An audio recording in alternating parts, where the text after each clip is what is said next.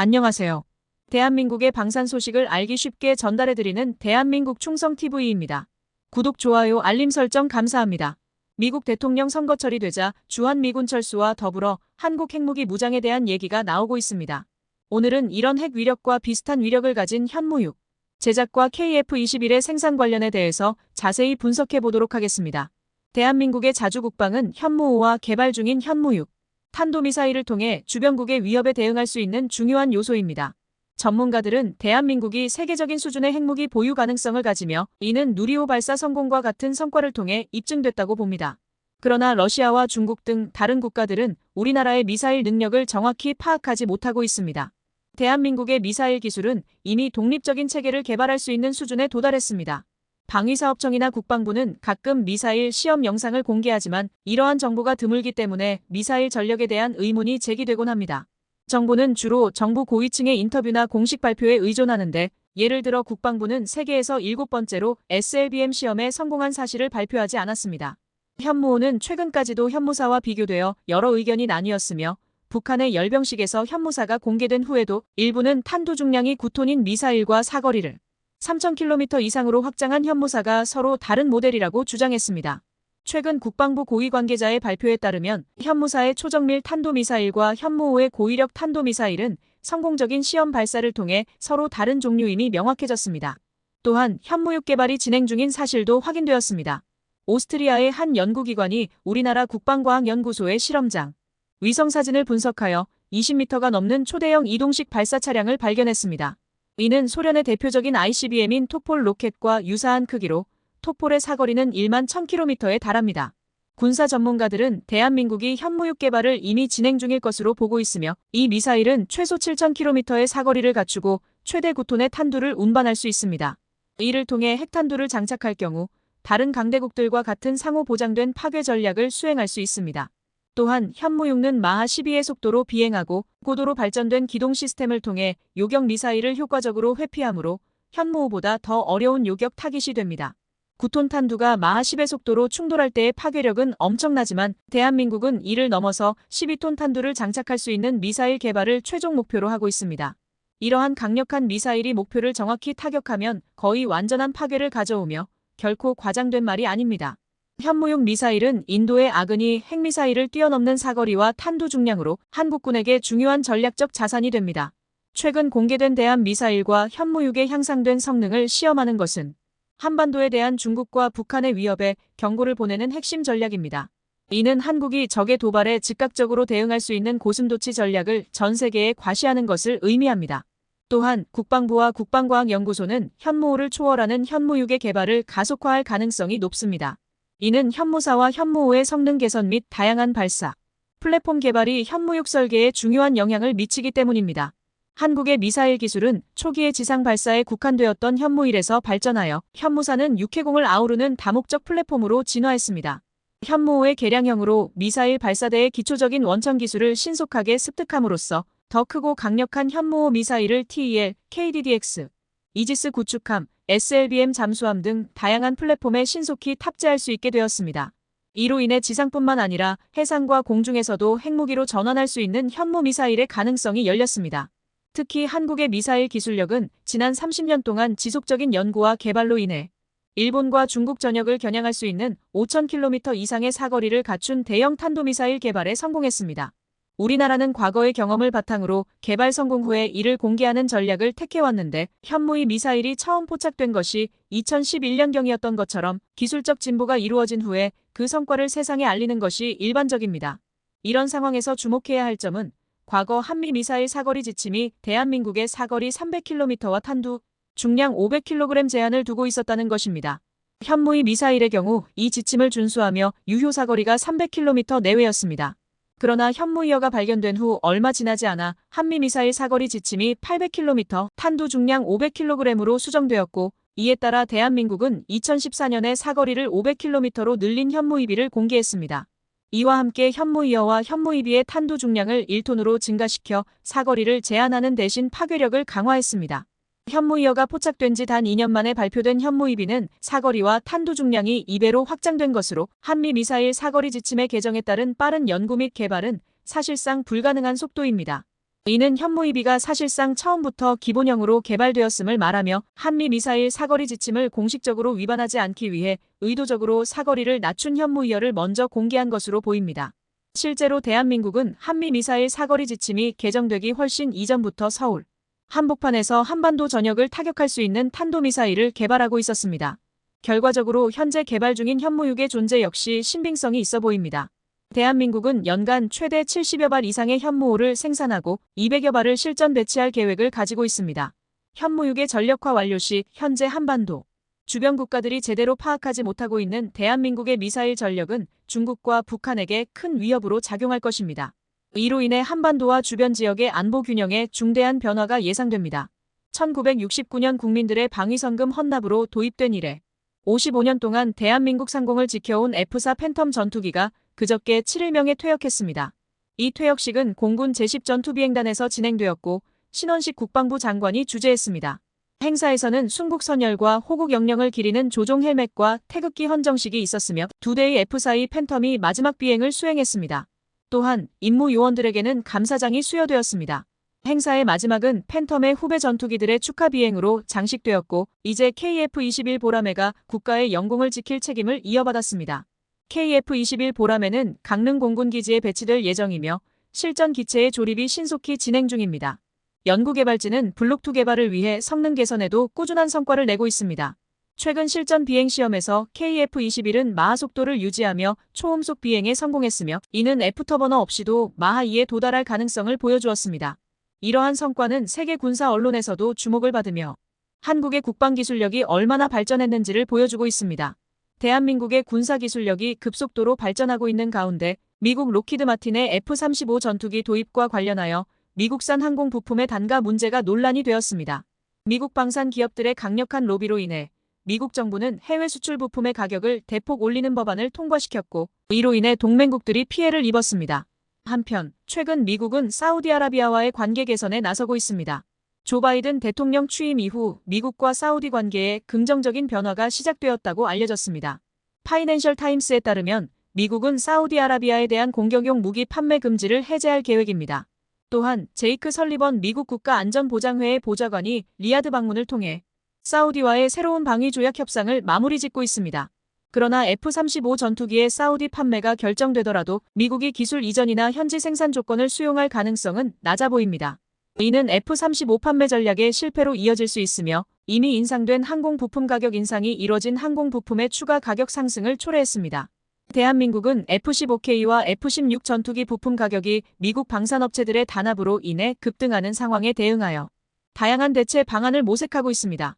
이에 반해 국산 FA-50 전투기 부품의 불량률은 지속적으로 감소하여 현재 약 15% 이하로 낮아진 것으로 보고되고 있으며 2026년 실전 투입을 앞둔 KF-21 전투기의 예상 불량률은 약 25%입니다. 이로 인해 항공 부품의 국산화율을 빠르게 높이는 것이 중요해졌습니다. 전문가들은 KF-21 전투기 부품 생산 시설을 최소 3배에서 4배까지 확대할 필요가 있다고 강조하고 있습니다. 또한 기존의 미국산 주력 전투기를 KF-21로 전환하면 운영 비용을 대폭 절감할 수 있다는 분석이 나왔습니다. 이 계획이 성공적으로 수행될 경우 한반도 북부 지역에 배치될 140대의 KF-21 전투기를 예정보다 8개월 앞당겨 조립 완료할 수 있는 자신감이 커지고 있습니다. KF-21 제작에는 세계 최초로 3D 프린팅 기술이 도입되어 생산 시간을 최대 3배까지 단축하는 성과를 거두었으며 초경량 합금, 알루미늄, 탄소섬유 복합재 등 다양한 소재를 사용하여 동체 조립의 적층 조립 시스템을 접목할 계획입니다. 이러한 효율적인 생산 목표를 기반으로 대한민국은 월간 6대의 전투기를 생산할 계획입니다. KF-21 전투기의 신속한 조립과 함께 전체 부품의 국산화를 추진하면서 규모의 경제를 실현하고 비용을 절감하여 전투기를 지속적으로 개량하며 공군의 가동률을 최대화할 수 있을 것으로 예상됩니다. 또한 KF-21에 적용될 전자전 체계의 국내 개발 성공 소식은 기술진에게 F-15K와 KF-16의 전자전 체계 국산화의 중요성을 더욱 확신시켰습니다. 이에 따라 KF-21 전투기의 확장 계획이 활발히 논의되고 있습니다. 일부에서는 기존의 40대 계획을 넘어 최소 60대 이상을 도입해야 한다는 의견이 제기되고 있습니다. 확장을 통해 2030년까지 대한민국 공군의 전력을 4.5세대급 이상으로 업그레이드할 수 있으며 이 계획이 성공적으로 완성된다면 200대 이상의 4.5세대급 전투기를 보유하여 강력한 공군 전력을 확보할 수 있을 것입니다. 2017년부터 2021년까지 F-15K와 KF-16 전투기의 비행 중단 및 특정 임무 수행, 불가 사례가 각각 1,460건, 1,750건에 달했습니다. 이는 주로 부품 부족 때문이며 이런 상황이 계속되면 북한과의 국지전이 발생했을 때 대한민국 공군의 전력 공백이 심각해질 수 있습니다. 이 문제는 2017년 10월 국정감사에서 크게 논란이 되었고 이후 공군 부속 공급을 위한 예산 증액으로 다소 개선되었습니다. 하지만 미국산 전투기의 전력 공백의 문제는 여전히 도전 과제로 남아 있습니다. 해외 군사 전문가들은 시간이 지남에 따라 유지 보수 및 부품 공급이 점점 더 어려워지는 F-16 및 F-15 전투기 같은 오래된 기종들의 문제를 예산 증액만으로 해결할 수 없다고 지적합니다. 부품을 생산하던 기업들이 폐업하거나 제품을 단종하는 일이 경제적 관점에서 빈번하게 발생하기 때문에 외국산 무기의 가동률 저하는 불가피합니다. 하지만 KF-21 전투기의 등장으로 이러한 상황에 변화가 생기고 있습니다. 이 전투기는 국산 전자장비를 도입하여 부품 부족 문제를 해결할 수 있을 것으로 기대되고 있습니다. 특히 KF-21 전투기의 경우 여러 사업이 동시에 추진되며 규모의 경제를 실현할 수 있어 해외 수출 시장에서도 큰 성과를 거둘 것으로 예상됩니다. 현재 공군은 최근 발생한 F-16 전투기 추락 사건으로 조기 퇴역이 결정된 F-16 전투기를 대체할 방안을 모색하고 있습니다. 국방과학연구팀은 KF-21의 실전 배치와 해외 수출을 위한 상용화를 위해 국내 기업과 협력하여 새로운 부품 소재의 대량 생산 연구를 진행하고 있습니다. 신형 항전 장비 소재 양산 속도가 증가하면 대한민국의 초음속 전투기 KF-21의 생산 단가를 더욱 낮출 수 있을 것으로 예상됩니다. 이를 통해 단기간 내에 한국 공군의 수요를 충족시킬 만큼의 전투기 배치가 가능할 것으로 기대됩니다. 한국이 세계 최초로 선보인 3D 프린팅 기술을 활용한 항전 장비 부품 제조 공장이 KF-21 보라매의 생산 과정에 혁신을 가져왔으며 이는 F-35 전투기조차 아직 도입하지 않은 선진 기술임이 확인되었습니다. 이와 관련하여 미국의 군사무기 전문 매체 워존에서 활동하는 앤드류 스미스의 발언이 화제가 되고 있습니다. 앤드류 스미스는 미국에서 신뢰받는 무기 경제 전문 칼럼니스트로 최근 그는 KF-21 전투기가 한국 경제에 미칠 영향을 분석한 칼럼을 발표했습니다. 이 칼럼에서 그는 한국 방위 산업이 한미 경제 협력에 기여하는 바와 함께 KF-21의 경제적 효과를 서술하였습니다. 칼럼에 따르면 KF-21 전투기는 약 25조 원의 수출, 유발 효과와 최소 6조 원의 부가가치를 창출할 것으로 예상됩니다. 추가로 최신 전투기 기술의 확보로 인한 기술적 가치는 약 50조 원에 이를 것으로 전망했습니다. 이 예측은 KF-21 전투기의 개발 및 대량 생산이 2026년에 완료된 후 적용될 것입니다. 한국은 외산 전투기 구매 대신 자체 개발한 KF-21을 운용함으로써 기술적 비용을 절약할 수 있을 것이라 기재했으며 스미스의 분석에 따르면 이로 인해 대한민국은 상당한 경제적 이익을 얻을 것입니다. 또한 현재 한국형 KF-21 보라매는 극한의 추위에서도 정상적으로 임무를 수행할 수 있다는 평가를 받고 있습니다. 이는 지난달 저온 강우 및 결빙 환경에서의 정상 작동 여부를 검증하는 전기체 환경 시험을 성공적으로 마친 결과입니다. 반면 중국의 차세대 전투기 J-20은 방수 및 방빙 성능에 결함이 있어 해안 지역에서 원활한 비행이 어려운 사고가 발생한 바 있습니다. 이에 비해 KF-21 전투기는 지상에서 극한의 강우와 결빙 환경을 구현한 테스트에서 모든 항목에서 100점 만점을 기록했습니다. 해외로 수출되는 F-35 전투기의 스텔스 기능은 불안정한 면이 있습니다. 기능뿐만 아니라 미국산 전투기는 우방국에게도 수출 제약이 많아 구매가 까다롭다는 점도 사실입니다. 미 공군은 자국에서 생산되지 않은 외산 부품을 사용하는 것을 꺼리며 공정 자체가 복잡한 것으로 유명합니다. 또한 미 공군이 5세대 전투기 개발 사업을 추가로 진행하더라도 운용 유지비와 가동률 측면에서 KF-21 전투기를 능가하기는 쉽지 않을 것입니다. 한국 공군에게는 국내에서 직접 생산한 가동 부품과 독자적으로 개발된 KF-21 전투기가 최고의 선택이 될 것입니다. 스마트 팩토리 파스 시스템은 KF-21 전투기뿐만 아니라 한국형 수송기, 무인 전투기, 그리고 수리온 헬기에도 동일하게 적용될 예정입니다. 조립 방식은 디지털 형식으로 3차원 공간에 설정된 좌표를 따라 위치를 잡아가는 초정밀 시스템입니다. 이로 인해 기존의 사람이 하던 방식과 달리 조립 공정 기간이 2.5일로 단축되었으며 전투기 생산성이 크게 향상되었습니다. 이는 미국 록히드 마틴 관계자들이 직접 방한하여 참관하고 확인한 내용입니다. 항공기는 비행 환경과 다양한 공기역학 요인에 반응하기 때문에 스마트 팩토리를 통한 최소한의 조립 오차율은 항공기의 안전성을 유지하는 데 필수적입니다. 대한민국이 이 분야에서 선두를 달리고 있다는 것은 KF-21 전투기의 뛰어난 생산성을 보여줍니다.